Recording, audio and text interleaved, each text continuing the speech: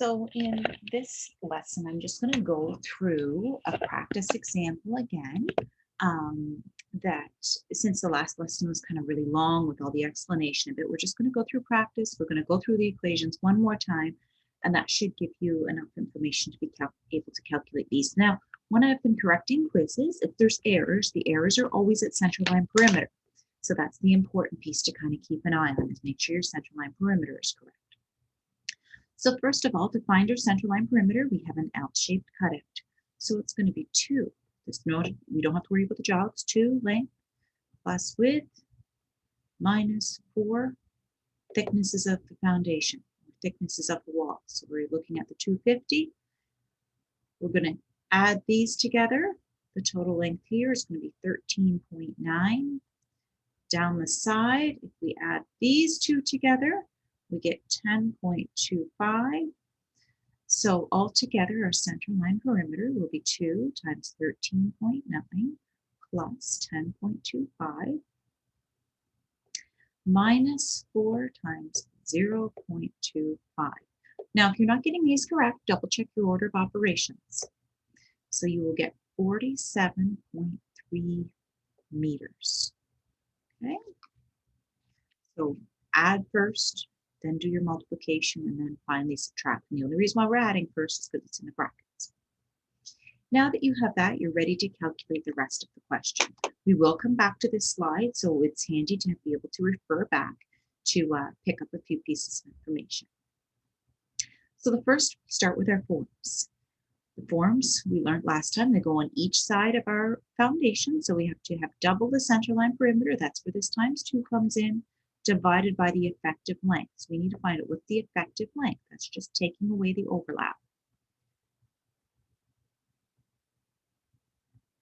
I'm abbreviating so it fits in the space. Effective length is going to be 4,880 millimeters minus 400 millimeters is going to be 4,480 millimeters. That's our effective length. Now we need to follow our formula. So 2 times, sorry, let me erase here. I'm going to follow the formula in the exact order instead of my using another strategy to calculate. Our centerline perimeter was 47.3 times 2 divided by the effective length, or make sure we put this in meters. This is in meters, 4.480. And if it helps, make a note of that. I know there's not a lot of space in these. I have saved this 2 ways so that if you want more writing space, you can get it by using the full page slides. So putting that into your calculator, you will find that you need 21.1 pieces. Then we have to add our 5%. So we need to multiply that by 1.05, and you will get 22.1, which rounds up to 23 pieces. We always round up so we have a little extra. That allows for something. It's not just a matter of if I cut wrong, it's what if one of the pieces isn't any good. For figuring out stakes. First of all, we need to know how many stakes do we need. So the number of stakes is equal to our perimeter divided by the spacing times 2. So our perimeter is 47.3 divided by our spacing of 1.2 meters. Notice I'm switching it to meters, multiplied by 2 because stakes go on both sides.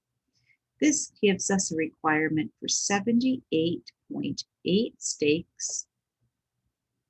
I have to add extra.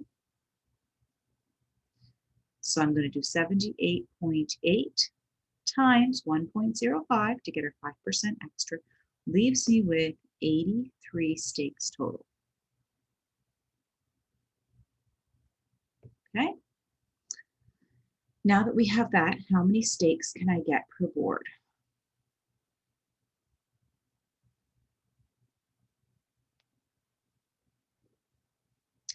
I'm going to take the length of the lumber. So 4880, and I'm going to divide it by the length of each stake. Both of them are in millimeters, so I'm good. I don't have to do any conversions. Just when I'm using center line perimeter that I want to switch to meters. And that gives me, I get 12 stakes out of each board. So how many boards do I need? So the number of boards is equal to 83 stakes total divided by 12 per board, gives us a grand total of 6.9 or 7 pieces. So lots of little calculations, not complicated, just lots of little ones. Oh, for the cleats. Now cleats depend on how wide the footing is. So let's flip back. Our footing was 750 millimeters wide.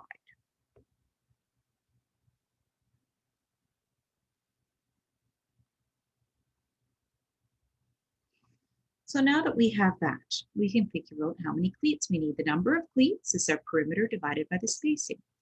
So number of cleats is going to be equal to 47.3 divided by our spacing of 1.2, which gives us 42. Where did I write it? 39.4, there it is. Plus extra, it's 39.4 times 1.05, which leaves us needing 42 cleats. So how much lumber do I need to cut those? Again, it's number of cleats per board. So how many cleats am I going to get per board? Well, the length of the lumber divided by how long the cleat is. So the cleat length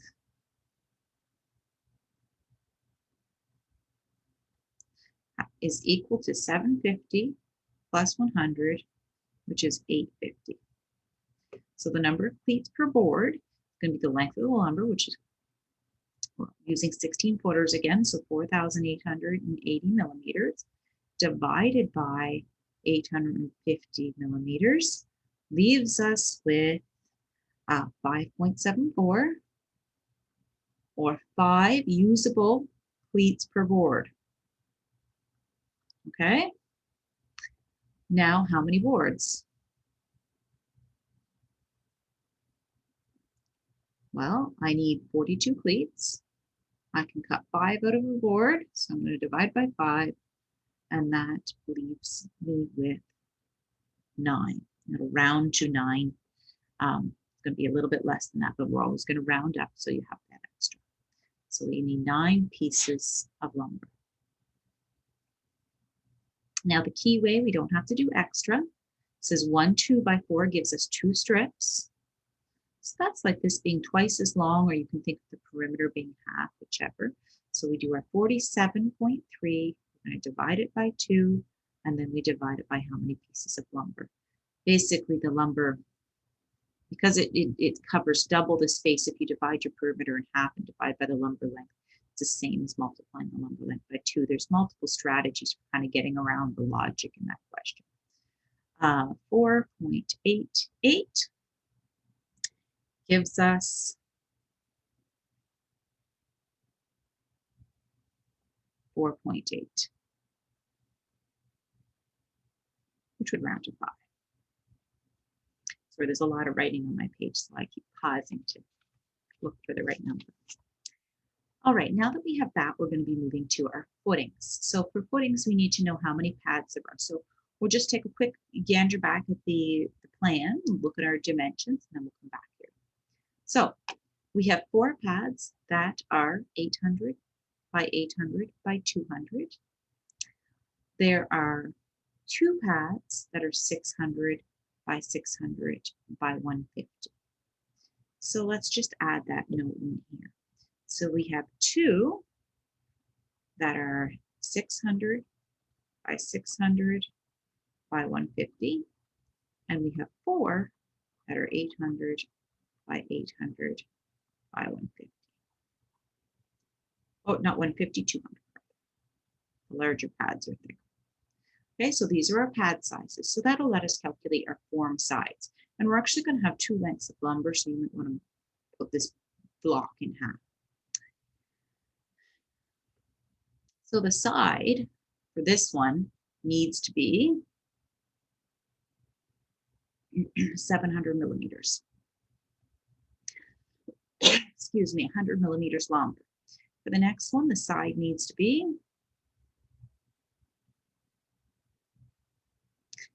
800 plus 100. It's going to give us 900 millimeters. Okay. 700 millimeters, and we have 900 millimeters. We don't need any extra for them, so we just have to figure out how many sides can I gut per board, and then how many pieces of lumber am I going to need. So first of all, for the 184, the pads that have a height of 184, that's what we're going to use for doing the pads that have a thickness of 200. So this, I'm just going to make a note here. This is the 800 millimeter by 800 millimeter pad. And then this one's going to be, you can see it's not as tall, so it's a 600 millimeter by 600. Just going to watch those thicknesses. All right, so the number of sides per board. 3660 divided by 900 gives me 4. We're going to get 4 decimal a little bit. It always rounds down to 4 when we're thinking about how many we can cut. So the number of pieces is equal to the number of pads. So there's 4 pads that are that size, multiplied by 4 sides, divided by the number I can cut from a board, which is divided by 4, which means I need 4 pieces of lumber to make sides for that particular footing. Now for the next one, it's 600 by 600, so the number of sides per board is going to be equal to 3660 divided by 600, and this time you're going to get 6 decimal a little bit. Okay, which would round to 6 sides per board is what you can cut. So the number of pieces, oops, just a second. We're not going to divide by 600, we're going to divide by 700, which is going to change that number a little bit. Let's go back. Why would I divide by 700? Anybody catch that? I didn't add in my 100 millimeters. Okay, so here we added it in, I just missed it here. So 3660 divided by 700 is going to give a 5 decimal a little bit. So we're going to get 5 sides per board. So the number of pieces of lumber is going to be equal to 2 pads times 4 sides divided by 5, which will give us 2 times 4 is 8. 8 divided by 5, we're going to need 2 pieces. Okay. How many stakes are we going to need? Well, we need 1 stake for each corner of the pad. So total, we have 6 pads times 4 corners means I need 24 stakes. Okay, how many stakes can I cut out of a board? 3660 divided by 400, that 400, this is my length, is going to leave us with 9 stakes per board. How many boards am I going to need? 24 divided by 9 is going to leave me with 3 and a little bit, which is going to round to it's going to round to 24 divided by 9 is going to round to 3. It's going to be 2 and a little bit, which rounds to 3. Okay, so that has all of our footing sides. The last piece is the plywood. Again, this question says installed vertically. Do watch in SAM. If it's horizontal, you'll flip the length and the width. So if it's installed vertically, my width is 1200 and my length is 240. My length or my height rather. Height is 240. If you install horizontal, you'll flip these. So the width would be 240 and the height would be 1200. So just keep an eye out for that. You'll have one of those. Just for you to think some logic through. All right. Let's just follow our formula. The number of plywood is our perimeter times 2 divided by the plywood width. So 47.3 times 2 divided by 1.2 gives us 78.8 times 5, adding 5% times 1.05 leaves me with 83 pieces. Lots of plywood. Next thing we need to know how many snap ties. There's two ways to calculate this. Method 1, number of sheets from the plywood divided by 2 times number of ties. So if we do that, we would get 83 divided by 2 times 15. That's one way to calculate it. And you could have 623 ties.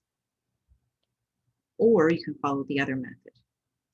So the center line perimeter, which is 47.3, divided by 1.2 times 15 will give you 592 ties plus extra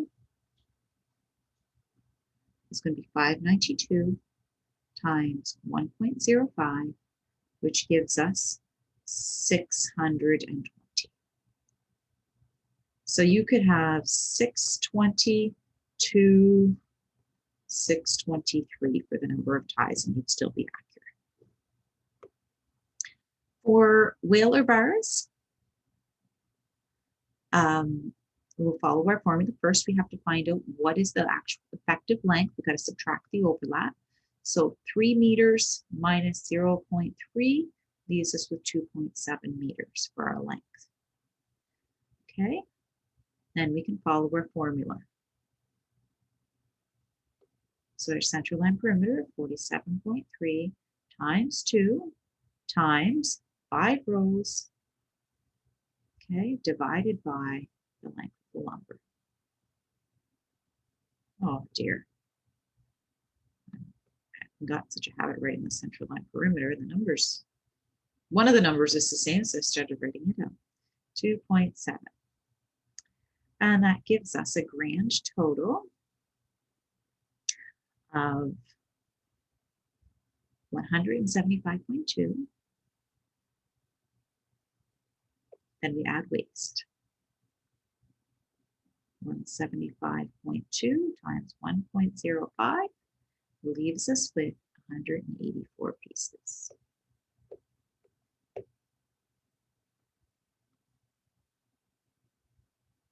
Okay, now that we have that, last two pieces are the braces and stakes, and I find they're the easy ones. So the braces is just perimeter divided by spacing. So 47.3 divided by the space of 2.4 gives us 19.7 times 1.05 to add 5% extra gives us 20.7, which is going to round to 21 pieces. And the ribbon and kicker, we're going to add our 5% extra on that one as well. So it's going to be 2 times our perimeter, because we need one at the top, one at the bottom. So 47.3 divided by lumber length, 4.88 is equal to 9.7. And I just want to double check that I did include my 10% extra because I didn't write that down. So I'm just going to pop it in my calculator. 9.7 times 1.05. I didn't include it. Equals, so you'll get 10.1, which would round to 11 pieces. Okay. So that has everything that you need for this. If you have any questions about it, let me know. But so long as you can follow through the formulas, you'll be fine. And like I said, the assessment for this section is just more thinking about how would a material takeoff be useful? How can it help you organize the math? Some of those little pieces. So not as math heavy, a little break from the last lesson.